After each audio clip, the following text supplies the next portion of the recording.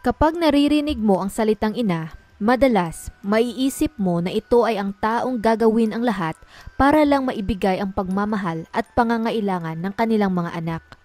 Pero paano kung ang sarili mong ina ay mas pinapahalagahan ng pera at estado sa buhay kaysa sa iyo? Ang malungkot na kasong ito ay isa sa mga sagot sa tanong na yan.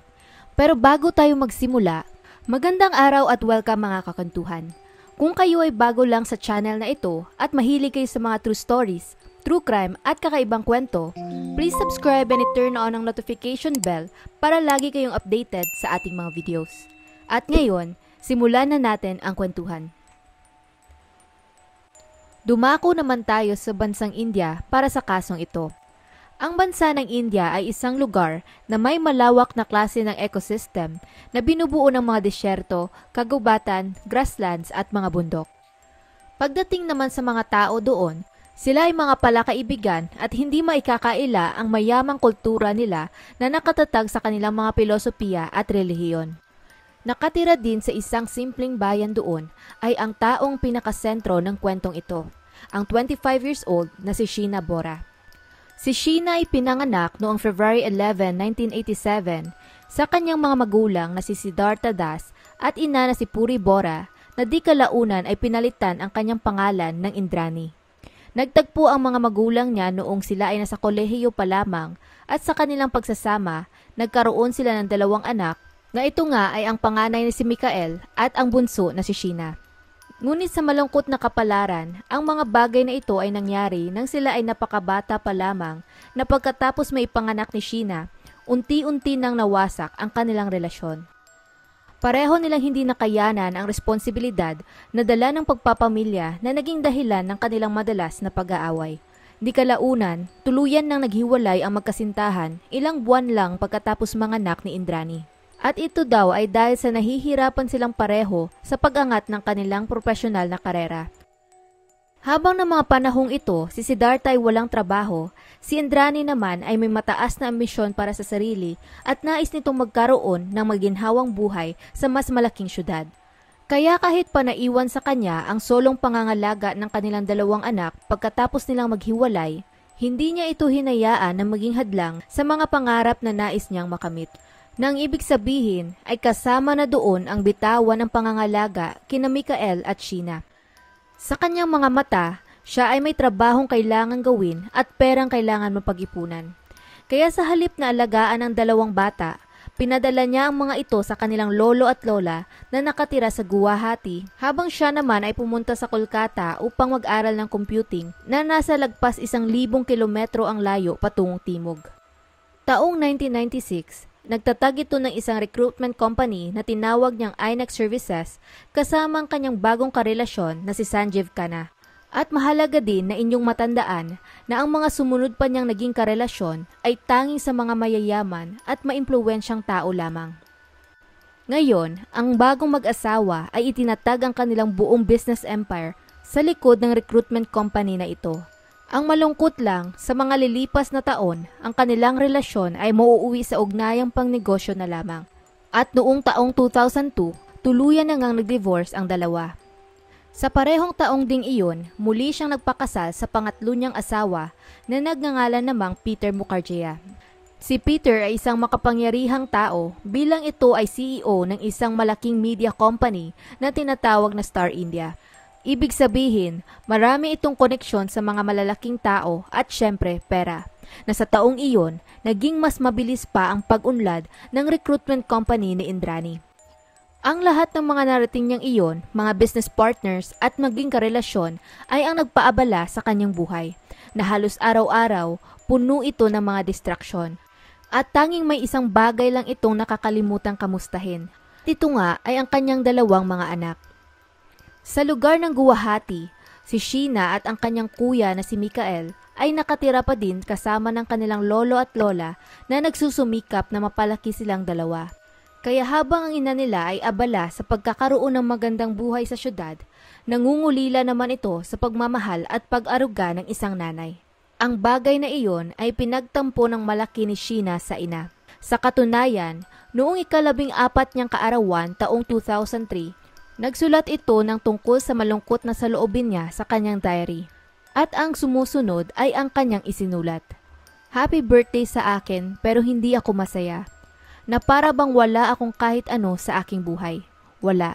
Napakalabo din ng aking kinabukasan at tanging depresyon lang ang pumapalibot sa akin. Walang kwentang buhay to. Galit ako sa aking ina. Hindi siya isang ina kundi isang witch. Siguradong dati siyang ganon. Ang mga mabigat na salitang ito ay nagpapakita sa nakakalungkot na epekto ng pag-iwan ni Indrani sa anak, kung saan taong 2006 pa nalaman ni Sheena na ang kanyang ina ay nakatira na ngayon sa malayong parte ng bansa sa Mumbai at lumipat ito doon para patakbuhin ang kanyang lumalaking negosyo na X-Group. Sa pagnanais ni Sheena na makapag-aral ng kolehiyo at gayon din ang makasama sana ang kanyang ina, nakiusap ito kay Indrani kung pwede ba siyang tumira kasama niya habang tinatapos ang kanyang bachelor's degree sa arts. Pero syempre, dahil ang dalawa ay wala masyadong matatag na relasyon, pumayag lang ito sa ilalim ng isang kakaibang kondisyon. Sa harap ng mga taong nakapalibot kay Indrani, dapat daw magpakilala lamang si Sheena bilang nakakabata niyang kapatid at walang pwedeng makaalam sa tunay nilang relasyon. Ang totoong dahilan para dito ay hindi klaro hanggang ngayon, ngunit may iilang posibleng rason kung bakit niya ito ginawa. Si Indrani ay namumuhay na ng marangya ng panahong ito at bilang isang businesswoman, hindi maganda para sa kanyang reputasyon kapag malaman nilang may mga anak siya mula sa pagkadalaga. Ang isyu ng pagkakaroon ng anak nang hindi ka pa naikakasal ay napaka-controversial sa India na maraming mga ina ang nilalagay lang ang pangalan nila sa mga birth certificate ng kanilang anak. At hindi rin ito naiba sa sitwasyon ni Indrani. Kaya kahit hindi komportable si Sheena sa kakaibang setup na ito, pumayag na lang din siya sa huli upang matupad ang kanyang kagustuhan na makapag-aral at gayon din ang makasama ang ina. Pero di kalaunan, ito ang magiging dahilan kung bakit mas magiging komplikado pa ang buhay nilang dalawa. Ang bagong asawa ni Indrani na si Peter Mukherjee ay may 2 anak na lalaki mula sa dati niyang asawa. At sa hindi inaasahang pagkakataon, nahulog ang loob ni Sheena sa isa sa mga ito. Naging madalas ang pagsasama ng dalawa na mabilis silang naging malapit sa isa't isa. Di nga tumagal, naging intimate pa ang mga bagay sa pagitan nila na noong taong 2008, si Sheena at Rahul ay naging opisyal ng magkasintahan. Ang balitang iyon ay hindi ikinatuwa ni Indrani dahil ang kanyang anak ay nakipagrelasyon sa anak ng kanyang kasalukuyang asawa.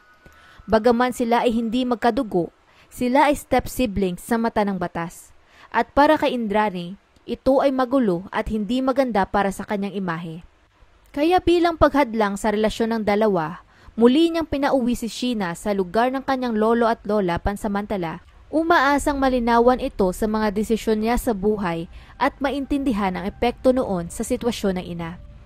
Ilang araw lang pagkatapos niya makauwi sa Guwahati, si Sheena ay bigla na lang nagkasakit at sa mga panahong ito, naging tutok naman ang pagpapadala ni Indrina ng gamot para sa anak. Ngayon, nang malaman din ni Rahul ang sitwasyon ng kasintahan, nag-ipon ito ng sapat na pera para lamang mabisita ito ng personal. At pagkatapos nila magkitang dalawa, agad niyang napansin na mukhang hindi talaga maganda ang kalagayan ni Sheena. Ikinagulat niya rin kung gaano ito kahina at naging masakitin kumpara sa huli nilang pagkikita. Isa pang bagay na bumabagabag sa kanya ay kung ito ay matagal nang pinapagamot ni Indrani, bakit parang hindi man lang ito gumagaling? Dahil sa mga pagtataka niyang ito, kumonsulta na siya sa isang doktor kung saan nadiskubre niya na ang mga gamot pala na pinapainom ni Indrani kay Sheena ay sedative na ginagamit para sa mga taong may schizophrenia o sakit sa pag-iisip. Kaya nang malaman ito ni Sheena, agad niyang itinigil ang pag-inom ng gamot na iyon na pagkalipas lamang ng isang gabi, bumuti agad ang kanyang kondisyon. Ang revelasyong ito ay nagdulot ng malaking pagbabago sa relasyon nilang mag-anak kung saan mismong si Sheena na ang nagdesisyon na lumayo sa kanyang ina. Taong 2009, ang magkasintahang si Rahul at Sheena ay nagpasya na magsama sa sarili nilang apartment sa Mumbai. Sa paglipas ng panahon, ang tagal ng kanilang relasyon ay lalo lang nagpatunay na sila ay sobrang nagkakasundo at kung gaano din nila kamahal ang isa't isa. Napagpasyahan din ng dalawa na kailanman hindi na nila muling hahayaan si Indrani na hadlangan ang kasiyahan nila kahit ano pa ang dahilan nito. Dumating ang taong 2011, nagpropose na si Rahul kay Sheena at masaya naman itong tinanggap ng dalaga. Pero syempre, ikinadismaya ito ng lubos ng kanyang ina. Si Indrani kasi ng mga panahong iyon ay bumubuti na ang karera kung saan siya ay naging CEO na ng INX Media na isang branch ng unang kumpanyang kanyang sinimulan. Kaya masasabi mong napakamatagumpay na niya sa larangan ng negosyo. Taong 2012, 8 taon pagkatapos ni Sheenang lumipat sa Mumbai at 4 na taon naman mula nang sila ay naging opisyal ni Rahul, ang relasyon sa pagitan niya at ni Indrani ay lalo pang naging mailap na halos hindi na sila nag-uusap. Kaya noong buwan ng Abril, ikinagulat ni Rahul nang inimbitahan ni Indrani si Sheena para kumain sa labas na hindi naman niya ginagawa dati. At kahit pa ito ay nakakapagtaka, inisip niya na lang na baka gusto lang nitong bumawi kay Sheena kaya tinanggal niya ang kanyang mga pag-aalinlangan. Dumating ang April 24, sinundo ni Rahul si Sheena mula sa trabaho bago inihatid ito sa lugar na pinagkasunduan ng mag-ina na magkita. Pagkarating pa lang nila doon, napagtanto agad ni Rahul na hindi nag-iisang pumunta roon si Indrani. Sakay ito ng kanyang silver na Opel Corsa kung saan pinagmamaneho siya ng isang driver at may katabi itong pangalawa pang lalaking naninigarilyo sa loob. Ngayon, hindi nakikilala ni Rahul kung sino man ang dalawang iyon, pero ang totoo, ang isa sa kanila ay ang pangalawang asawa ni Indrani na si Sanjeev na tumulong sa kanya na itatag ang INX Media. Bago magpaalam si Sheena sa kanyang fiancé, sinabihan niya ito na baka gabihin siya sa pag-uwi dahil plano daw ng kanyang ina na mag-inom sila ng konti pagkatapos ng kanilang hapunan. Ang hindi niya alam ng mga oras na ito, hindi na iyon mangyayari. Nang nakauwi na si Rahul sa kanilang apartment, hindi naman ito masyado nag-aalala dahil nga simpleng hapunan lang naman iyon kasama ng kanyang ina. Pero dumaan ang alas 8 ng gabi, hindi man lang ito nakarinig ng kahit ano mula sa nobya. Sinubukan niya ring tawagan ang telepono nito, ngunit tumiretso lamang iyon sa kanyang voicemail. Ang sumunod pa na nangyari, nagsimula itong makatanggap ng kakaibang text messages mula kay Sheena. Ayon sa nobya, okay lang daw ito at nagpasya lang siya na magpalipas ng gabi sa bahay ng kanyang ina. Pero para kay Rahul, kinutuban na agad ito na parang may mali. Dahil kanina lang gustong-gusto na nitong umuwi sa kanilang apartment, ngunit ngayon parang bigla na lang nag-iba ang lahat. Nang hindi kumbinsido sa inaakto ni Sheena, pinagpatuloy pa niya ang pagtawag at pag-text sa telepono nito, pero lalo lang naging kakaiba ang mga natatanggap niyang reply mula rito. Ngayon, sinasabi niyang ayaw na niya itong makasama at di umano may nahanap na siyang iba na nagpapasaya sa kanya. Pero ang lahat ng iyon ay parang walang katuturan na hindi ito pinaniwalaan ni Rahul. Lumipas pa ang mga araw at nang wala pa rin kahit anong paramdam mula sa kanyang fiancé, lalo pang tumindi ang kanyang pag-aalala. At mas natakot pa ito pagkatapos niyang malaman na si Sheena ay nagpadala ng email sa kanyang trabaho para mag-resign, na para bang pinuputol na nito ang lahat ng koneksyon niya sa kasalukuyan niyang buhay. Bagaman medyo natagalan si Rahul na gawin ito, 1 linggo mula nang nakipaghiwalay si Sheena sa kanya, nag-report na rin ito sa wakas sa pulisya. Pero ang problema naman, ang kanilang reaksyon ay hindi rin nakatulong. Kahit saan pa siya mag-report ng pagkawala nito, pare-pareho nilang tinanggihan ang paghingi niya ng tulong. Ayon pa sa mga pulisya, si Sheena ay nasa tamang edad na at responsable na ito sa kanyang sarili. At malamang daw, nag-move on na ito sa kanyang buhay. Ang mga bagay na iyon ay mukhang kahina-hinala dahil wala man lang ni isa sa pulisya ang gustong gumawa ng wellness check kay Sheena o kahit mahanap man lang ang lokasyon nito. Nang tinanong naman ni Rahul si Indrani tungkol sa kanyang anak, ang tanging sinagot niya lang dito ay na hindi na daw masaya doon si Sheena at lumipat na ito ng US upang ipagpatuloy ang kanyang pag-aaral. Nang puntong iyon, pakiramdam ni Rahul wala na talaga siyang magagawa na kahit pa sobrang mahal niya si Sheena ng buong puso niya, naglaho na ito, hindi rin siya gustong tulungan ng pulisya At ang huling taong nakakita dito ay hindi rin siya kinakausap ng matino.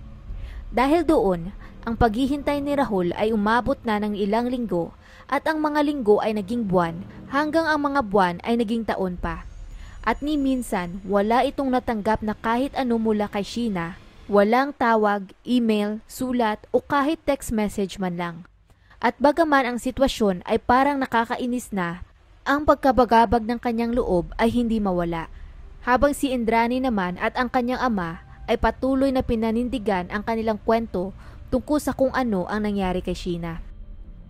Dumating ang taong 2015, 3 taon mula ng pagkawala ni Sheena, may hindi inaasahang nangyari na bumukas ng tuluyan sa kasong ito. Sa pagsunod ng pulisya sa kaso ng pagkakadiskubre ng pagtapo ng isang lalaki sa iba't ibang mga armas, inaresto ito ng mga otoridad upang questionin. Kilala ang lalaking ito sa kanilang lugar bilang si Shyam Varai na isang lokal mula sa Mumbai. Napag-alaman din nila na siya ay dating nagtatrabaho kay Indrani Makacha. At pagkatapos siyang dalhin sa kustodiya ng pulisya upang questionin, nagpaliwanag ito na sinusubukan niya lamang na magbagong buhay kaya niya itinapon ang mga armas na iyon. At upang patunayan na ito ay may magandang intensyon, handa raw itong magtapat tungkol sa isang krimeng naganap 3 taon ang nakakaraan.